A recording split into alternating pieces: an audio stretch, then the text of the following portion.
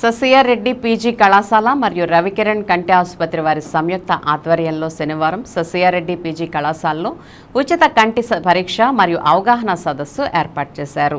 ఈ సందర్భంగా పీజీ కళాశాల డైరెక్టర్ డాక్టర్ విఆర్ఎస్ బాబు యలమత్తి మాట్లాడుతూ ప్రస్తుత పరిస్థితుల్లో మన జీవన ప్రమాణాలు మరియు జీవన విధానాలు మారుతున్న తరుణంలో ఎక్కువ శాతం మందికి కంటికి సంబంధించిన వ్యాధులకు లోనవుతున్నారని అన్నారు.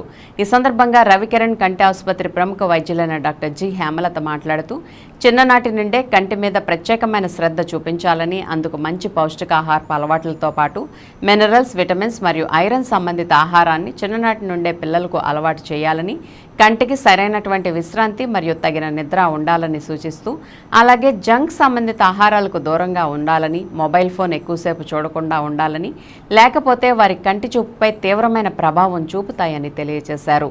ఈ కార్యక్రమంలో సుమారు 120 మందికి కంటి పరీక్షలు చేశారు.